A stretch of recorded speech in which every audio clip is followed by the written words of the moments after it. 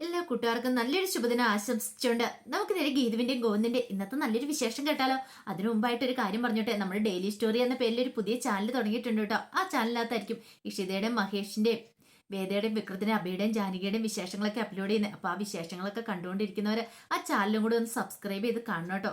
അപ്പൊ ആ ചാനലിലെ ലിങ്കും കാര്യങ്ങളൊക്കെ താഴെ ഞാൻ ഡിസ്ക്രിപ്ഷൻ ബോക്സിൽ ഇട്ടേക്കാം കേട്ടോ. അപ്പൊ അത് ക്ലിക്ക് ചെയ്ത് ബെൽ ബട്ടണും കൂടെ അമർത്തി കഴിഞ്ഞിട്ടുണ്ടെങ്കിൽ നിങ്ങൾക്ക് ആ ചാനലിനകത്ത് ആ വിശേഷങ്ങളൊക്കെ അറിയാൻ പറ്റും കേട്ടോ. അപ്പൊ നമുക്ക് നേരെ നമ്മുടെ വിശേഷത്തിലേക്ക് പോയാലോ. അങ്ങനെ ഇന്നത്തെ വിശേഷത്തില് ഗീതവും ഗോവിന്ദും കൂടെ കടപ്പുറത്ത് സംസാരിച്ചുകൊണ്ട് നിൽക്കുകയാണ്. ഈ സമയത്ത് ഗോവിന്ദ് പറഞ്ഞു, ഞാൻ ഈ പറഞ്ഞ സത്യദാസനെ ജയിലിൽ നിന്ന് ഇറക്കിയതിന് ശേഷം അന്വേഷിച്ചുകൊണ്ടിരിക്കുകയായിരുന്നു. ഞാൻ കരുതി അയാൾ മുങ്ങിയിട്ടുണ്ടായിരിക്കുന്ന. അങ്ങനെ ഞാനും അജാസും കൂടെ അയാളെ തെരഞ്ഞു. അവസാനമാണ് അയാള് എന്റെ പിടിയിലേക്ക് വന്നമർന്നത്. പക്ഷെ ഒരു കാര്യമുണ്ട്, അയാൾ വന്നൊരു പുതിയ കള്ളക്കഥയുമായിട്ടായിരുന്നു വന്നേ.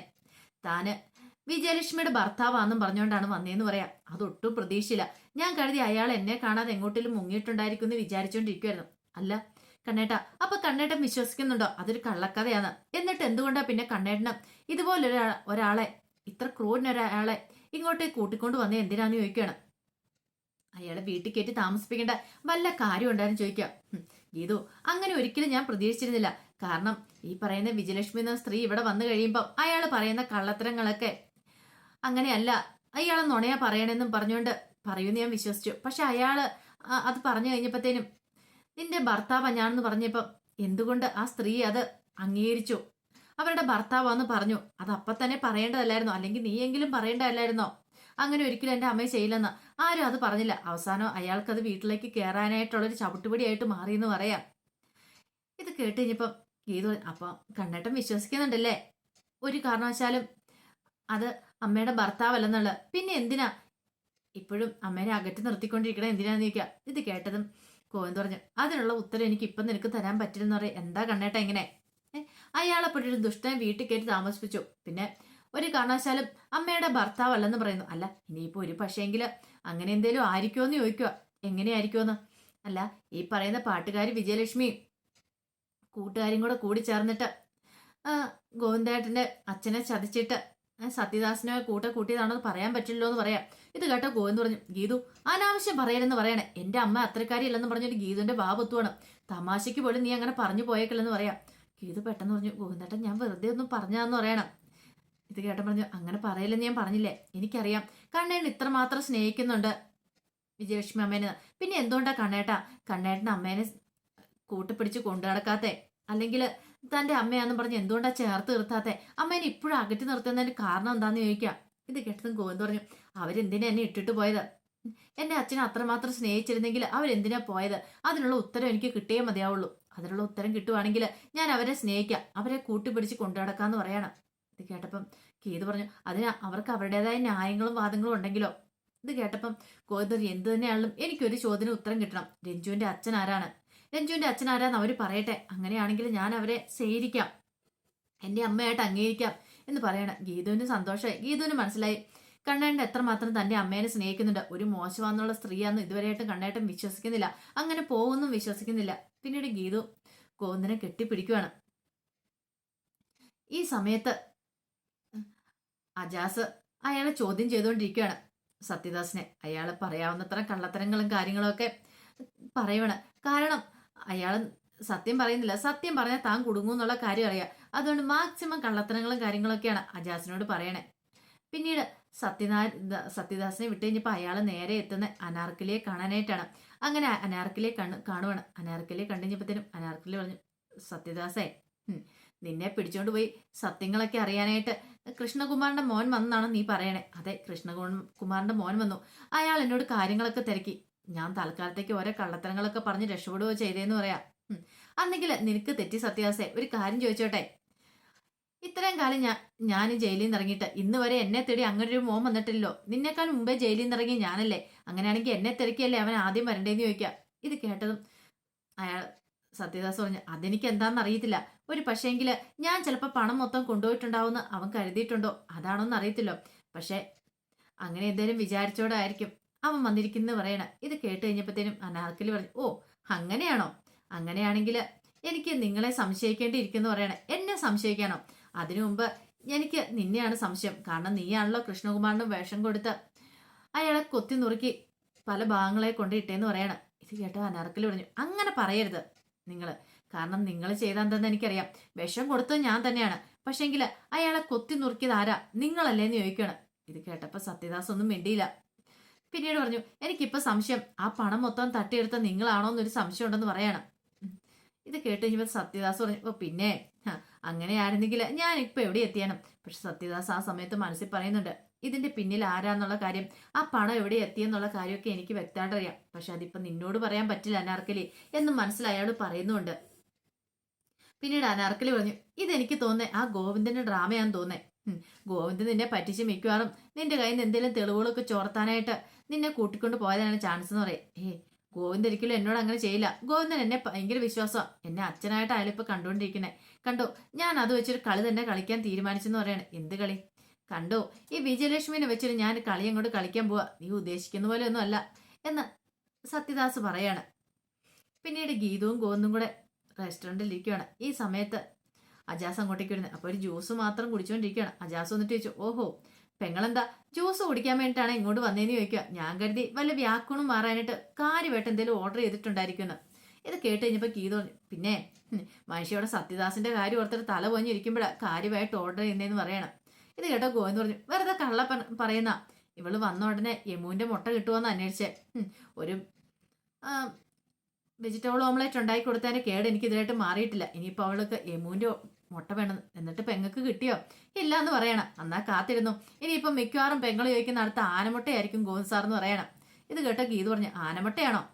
അത് പിന്നെ എന്താണെങ്കിലും എന്റെ നേരാങ്ങളെ ഇങ്ങോട്ട് കൊണ്ടുവന്നിട്ടുണ്ടായിരിക്കുമല്ലോ സത്യദാസിന്റെ അടുത്തുനിന്ന്. ചാക്കിക്ക് പൊതിഞ്ഞിട്ടായിരിക്കും കൊണ്ടുവന്നിരിക്കുന്നതല്ലേന്ന് ചോദിക്കുക. കിട്ടി കാണൂല അവിടെ നിന്ന് പറയണം. അതെ, അത്രയ്ക്ക് എന്നെ കളിയാക്കൊന്നും വേണ്ട. അവിടെ നിന്നുള്ള ചെറിയ വിവരങ്ങളൊക്കെ കിട്ടിയിട്ടുണ്ടെന്ന് പറയണം. ഇത് കേട്ടോ ഗോവിന്ദ് ചോദിച്ചു, എന്ത് വിവരം? പെട്ടെന്ന് ഫോൺ എടുത്തങ്ങോട്ട് കാണിക്കുകയാണ്. സത്യദാസിന്റെ കുമ്പസാരം. അതിനകത്ത് സത്യദാസ് പറയുന്നുണ്ട്, കൃഷ്ണകുമാറിൽ പണം തട്ടിയെടുക്കാനായിട്ട് അനാർക്കലിയാണ് അയാളെ കൊന്നേന്നുള്ള കാര്യങ്ങളൊക്കെ. ഇത് കേട്ട് കഴിഞ്ഞപ്പോൾ ഗീതി ഇരിച്ചിട്ട് പറഞ്ഞു, ഇതാണോ വലിയ സംഭവമായിട്ട് കൊണ്ടുവന്നിരിക്കുന്നേ? നാണുണ്ടോ ഇക്ക ഇങ്ങനെയുള്ള നിസ്സാര കാര്യമായിട്ട് വരാനായിട്ട്? അയാൾ നിങ്ങളെ വിദഗ്ധമായിട്ട് പറ്റിച്ചുകൊണ്ടിരിക്കുവാന്ന് പറയണം. ഈ സമയം ഗോവിന്ദ് പറഞ്ഞു, ഇതങ്ങനെ ഞാനങ്ങനെ വിശ്വസിച്ചിട്ടൊന്നുമില്ല. ഒരു പക്ഷേങ്കില് ഈ സത്യദാസിന് ഇതിനകത്ത് ബന്ധം കാണുമായിരിക്കും. അയാളും കൂടെ ചേർന്നിട്ടായിരിക്കും മിക്കവാറും ഈ ഇതൊക്കെ ചെയ്തിട്ടുണ്ടായിരിക്കാം. ഈ പണം, എൻ്റെ അച്ഛനെ പറ്റിച്ചുണ്ടാക്കിയ പണം സത്യദാസിന്റെ കയ്യിലാണോ എത്തിപ്പെട്ടെ, ആരുടെ കയ്യിലാന്ന് ആദ്യം അന്വേഷിച്ചറിയണം. ഇപ്പോഴും ഞാനും അജാസും അതിൻ്റെ ഉള്ള തിരക്കിലാന്ന് പറയണം. ഗീത പറഞ്ഞ്, അന്വേഷിക്കുന്നതിനും കുഴപ്പമില്ല, എത്രയും പെട്ടെന്ന് തന്നെ സത്യം കണ്ടെത്തണമെന്ന് പറയണം. എന്നാലും നിങ്ങൾക്ക് ഇനി ഒരു പിടിച്ചിട്ടുണ്ടാവുന്നുള്ളത് പറയണം. ഗോവിന്ദ് പറഞ്ഞു, അങ്ങനെ വെറുതെ ഞാൻ ആരും ഉദ്ദേശിക്കാൻ വിടാനായിട്ട് പോകുന്നില്ലെന്ന് പറയണം. ഈ സമയം ഗീത പറഞ്ഞു, അല്ല നിങ്ങളൊക്കെ എന്താ വിചാരിച്ചോണ്ടിരിക്കുന്നത്? അയാൾക്ക് കണ്ണ് കാണത്തില്ലെന്നാണോ? അയാൾക്ക് കണ്ണ് കാണാന്ന് എനിക്ക് തോന്നണെന്ന് പറയാണ്. ഇത് കേട്ടപ്പോൾ അജാസ് വെച്ചു, അതെന്താ പെങ്ങളെ അങ്ങനെ പറഞ്ഞേ? അത് പിന്നെ ഉണ്ടല്ലോ, അയാളുടെ ചില പ്രവൃത്തികളൊക്കെ എനിക്ക് അങ്ങനെ കണ്ടാ തോന്നേ. ഓ അങ്ങനെയുണ്ടോ?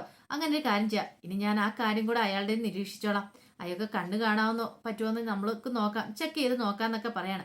അപ്പോഴേക്കും അജാസിന്റെ ഫോൺ ബെല്ലടിച്ചു. നോക്കിയപ്പോൾ അപർണിക. അജാസ് കോള് കട്ട് ചെയ്തിട്ടു. എന്താ അജാസെ കോൾ എടുക്കാത്തതെന്ന് ഗീത ചോദിക്കാം. ഓ അത് വെറുതെ മാർക്കറ്റിംഗ് കമ്പനിയിലാന്ന് പറയണം. ഓ അങ്ങനെയാണ്. ഈ സമയം അപർണിക ആകെപ്പാ ടെൻഷനില്ല. അജാസിനെ വിളിച്ചിട്ട് കോൾ എടുക്കുന്നില്ല. ഇതിന് മാത്രം എന്ത് തെറ്റാ താൻ അജാസിനോട് ചെയ്തേ? തന്നോട് എന്തേലും ദേഷ്യമുണ്ടോ? താൻ എന്തേലും അരുതാത്ത എന്തേലും ചെയ്തോ? അപ്പോഴേക്കും റിഹ്റാം അങ്ങോട്ട് കയറി വരുവാണ്. എന്താ മോളെ? മോൾ എന്താ ചിന്തിച്ചോണ്ടിരിക്കണെന്ന് നിൽക്കും. ഒന്നുമില്ല ഡാഡി എന്ന് പറയണം. മോളെ നിന്റെ ഉദ്ദേശം എന്താന്ന് ചോദിക്കും. എന്താ ഡാഡി ഇങ്ങനെയൊക്കെ നടന്നാൽ മതിയോ? നിനക്കൊരു കല്യാണം കഴിക്കേണ്ടതെന്ന് ചോദിക്കും. വേണ്ട ഡാഡി, ഞാൻ പറഞ്ഞല്ലോ ഇപ്പൊ എനിക്ക് കല്യാണത്തെക്കുറിച്ചൊന്നും ചിന്തയില്ലാന്ന് പറയാം. എനിക്കറിയാം നിന്റെ മനസ്സിൽ എന്താന്നുള്ള കാര്യം. ഞാൻ നിന്നെ തെറ്റിദ്ധരിച്ചു പോയി. ഞാൻ കരുതി നീയും അജാസും തമ്മിൽ എന്തെങ്കിലും ബന്ധമുണ്ടെന്ന്. ഞാൻ ആ അജാസിനെ കുറിച്ച് അന്വേഷിച്ച് കഴിഞ്ഞപ്പോൾ അവന്റെ ബാക്ക്ഗ്രൗണ്ട് അത്ര ശരിയല്ലായിരുന്നു. പക്ഷെങ്കിൽ ആ സമയത്താണ് അവൻ എന്നെ കാണാൻ വന്നേ. എന്നെ കാണാൻ വന്നിട്ട് പറഞ്ഞു, ഞാനും അവർണയും തമ്മിൽ നല്ല ഫ്രണ്ട്ഷിപ്പാണ്, ട്രൂ ഫ്രണ്ട്ഷിപ്പാന്നൊക്കെ പറഞ്ഞു. അവൻ പറയുന്നുണ്ടപ്പോൾ എനിക്കത് വിശ്വാസമായി. പിന്നീട് പറഞ്ഞു, അവർണയ്ക്ക് എത്രയും പെട്ടെന്ന് നല്ലൊരു കല്യാണം ആലോചിക്കണമെന്നൊക്കെ. ഇത് കേട്ട് കഴിഞ്ഞപ്പോൾ അവർണയും ഞെട്ടി. അജാസ് എന്തിനാ അങ്ങനെ പറയണേ? അജാസിന് എന്നെ അത്രയ്ക്ക് ഇഷ്ടമാണ്. പിന്നീട് എന്തിനാ എനിക്ക് വേറെ കല്യാണം ആലോചിക്കണം എന്നൊക്കെ പറയണേ? ഒരെത്തും പിടിയും കിട്ടിയില്ല അവർണയ്ക്ക്. അവർണയ്ക്ക് ഭയങ്കര സങ്കടമായിപ്പോയി. ഈ സമയം അവർണ പറഞ്ഞു, ഡാഡി എൻ്റെ മനസ്സിപ്പോൾ അതിനുള്ള അത്ര തയ്യാറല്ല. അതുകൊണ്ട് എനിക്കിപ്പോൾ കല്യാണമൊന്നും വേണ്ടാന്ന് പറയണം. തൽക്കാലത്തേക്ക് എന്നെ വെറുതെ വിട്ടാരെ. ഞാൻ അതിൻ്റെ സമയമാകുമ്പോൾ ഞാൻ പറഞ്ഞോളാം. ഡാഡിയോട് ഞാൻ തന്നെ പറഞ്ഞോളാം എന്ന് പറയണം. പിന്നീട് ഗീതവും ഗോവിന്ദും കൂടെ വൈകുന്നേരം വീട്ടിലേക്ക് വരണം. അപ്പോൾ വീട്ടിലേക്ക് വരണ സമയത്ത് ഗോവിന്ദനോട് ഗീത ചോദിച്ചു, അല്ല ഇപ്പം മിക്കവാറും അയാൾ ഇവിടെ എത്തിയിട്ടുണ്ടായിരിക്കും. അയാൾക്ക് വല്ല സംശയം തോന്നുവോ? ഗോവിന്ദണ്ണ തട്ടിക്കൊണ്ടുപോയെന്നെ. അങ്ങനെയൊന്നും വരാൻ വഴിയില്ല എന്ന് പറയണം. അല്ല ഇത്ര സമയം കാണാതിരുന്നപ്പം കണ്ണേണ്ണ അയാളെ അന്വേഷിച്ചില്ലെന്നെങ്ങാനും. അത് പിന്നെ ഞാൻ അയാളോട് പറഞ്ഞിട്ടുണ്ടായിരുന്നു. കാരണം ഒരു ടാക്സി വണ്ടിയിലാണ് അയാൾ പോണേന്നുള്ള കാര്യമൊക്കെ. പിന്നെ അത് കൂടാതെ തന്നെ വേറൊരു കാര്യം കൂടെ ഉണ്ട്. അയാൾ മീറ്റിംഗ് കഴിഞ്ഞ് അയാളോട് എല്ലാം കുറേ കറങ്ങി അടിച്ചിട്ട് തിരിച്ചു കൊണ്ടേ വിടുവാളെന്ന് രമേശ് എന്നോട് പറഞ്ഞിട്ടുണ്ടായിരുന്നു. അതുകൊണ്ട് ആ കാര്യത്തിൽ അയാൾക്ക് എന്നോട് സംശയം തോന്നത്തില്ലെന്ന് പറയണം. എന്നാൽ ശരി, നമുക്ക് ഇറങ്ങിയാലോ എന്ന് ചോദിക്കുക. പെട്ടെന്ന് ഗീതു പുറയിലിരുന്ന് തൻ്റെ കുറേ പർച്ചേസ് നടത്തിയ കവറൊക്കെ എടുക്കാൻ തുടങ്ങിയപ്പോഴത്തേനും ഗീതുവിൻ്റെ പുറം പെട്ടെന്ന് അങ്ങോട്ട് വിലങ്ങുവാണ്. ഗീതു ആന്ന് പറഞ്ഞിട്ട് കരയുവാണ്. എന്താ ഗീതു? എൻ്റെ പുറം വേനയെടുത്തു എന്ന് പറയണം. അതെ, നീയേ പ്രഗ്നൻ്റ് ആണെന്നൊരു ചിന്തയൊന്നുമില്ല. കാറിൻ്റെ പുറകെ ഇരിക്കുന്ന സാധനം ഞാൻ എടുക്കൂലേ? നീ അതിന് എന്തിനാ ഇത് ബുദ്ധിമുട്ടുന്നേ? ഒരു ബുദ്ധിയും ബോധമില്ലാത്തൊരു കുരങ്ങെന്ന് പറയാം. ഓഹോ, അപ്പൊ ഞാനിപ്പോ കുരങ്ങല്ലേ? പ്രഗ്നന്റ് ആയിട്ടിരിക്കുന്ന സമയത്ത് പോലും എനിക്ക് സമാധാനം തരത്തില്ലല്ലേന്ന് ചോദിക്കും. അപ്പൊ നീയല്ലേ പറഞ്ഞേ നിന്നോട് ഞാൻ വഴക്കടിക്കുന്നില്ലെന്ന്? ഓ, അപ്പൊ മനഃപൂർവ്വം വഴക്കടിച്ചല്ലേ? വഴക്കുണ്ടാക്കിയതല്ലേന്ന് ചോദിക്കും. അതെ, ഒന്ന് മസാജ് ചെയ്ത് തരുമോ ഈ സമയത്ത്? ഉണ്ട്, അതിന് പകരം മസാജ് ചെയ്ത് തരണോ? മസാജ് ചെയ്ത് തരാം. ഇങ്ങോട്ട് വരാനും പറഞ്ഞിട്ട് ഗോവിന്ദ് അങ്ങോട്ട് ഗീതുവിന്റെ അടുത്തേക്ക് വന്നപ്പോഴത്തേനും ഗീതു കരുതി ഉമ്മ വെക്കാനാന്ന് കരുതിയിട്ട് ആ മൂക്കും വായും കൂടെ പൊത്തി പിടിക്കണം. പെട്ടെന്ന് ഗോവിന്ദ് വെച്ച് എന്താ എന്താ കാണിക്കണം നിൽക്കുക. അങ്ങനെ ഇപ്പൊ സൂഹിക്കണ്ട. മസാജ് ചെയ്യാൻ വന്നിട്ട് വഷളത്തരം കാണിക്കാനായിട്ട് വരുന്നു. പെട്ടെന്ന് ഗീതു പറഞ്ഞ് കൈയെടുക്കാൻ, ഗീതല്ല ഗോവിന്ദ് പറയാം കൈയെടുക്കാൻ പറയാണ്. അവസാനം ഗീതു കൈയെടുത്തു. എന്റെ വായും മൂക്കോടെ പൊത്തിപ്പിടിച്ച എനിക്ക് ശ്വാസം പോലും കിട്ടത്തില്ലെന്ന് പറയണേ. നീ ഇതെന്ത് പരിപാടിയാണ് കാണിക്കണേ? ഞാനും കരുതി കണ്ണേട്ടൻ എന്നെ ഉമ്മ വെക്കാൻ പരിപാടിക്കുന്നു. പിന്നെ ഉമ്മ വെക്കാൻ വന്നേ. നീ ഒരു കാര്യം ചെയ്യാം, ആ കാറിന്റെ കണ്ടോ ആ സൈഡിൽ കണ്ടോ ലെഫ്റ്റ് സൈഡിലായിട്ടൊരു ബട്ടൺ ഇല്ല, അതേലും അമർത്താൻ പറയണേ. എന്തിനും? ആ ബട്ടൺ അമർത്താം. ഞാൻ അമർത്താൻ വന്നാ അതേലും അമർത്തി കഴിഞ്ഞിട്ടാണെങ്കിൽ ഇതേ മസാജിങ് ഉണ്ട് വണ്ടിക്കകത്ത്, നല്ല സുഖം നിൽക്കുന്നു പറയണം. അങ്ങനെ അമർത്തി കഴിഞ്ഞപ്പോഴത്തേനും നല്ല മസാജിങ് വന്നു. പുതിയ ബെൻസാണ്. അപ്പൊ അതിന്റെ പരസ്യം കൂടെ ഞാൻ തോന്നുന്നു അങ്ങനെ കാണിച്ചിരിക്കുന്ന കേട്ടോ. അങ്ങനെ ഗീതു അങ്ങനെ ആസ്വദിച്ചിരിക്കുകയാണ്. അപ്പൊ അതിന്റെ വിശേഷങ്ങളൊക്കെയാണ് കണ്ടത്. ഇതിന്റെ ബാക്കി വിശേഷങ്ങളുമായിട്ട് വൈകുന്നേരത്തെ പ്രമോയി വരാം കേട്ടോ. ഒരിക്കൽ കൂടി എല്ലാവർക്കും നല്ലൊരു ദിവസം ആശംസിച്ചു നിർത്തുന്നു.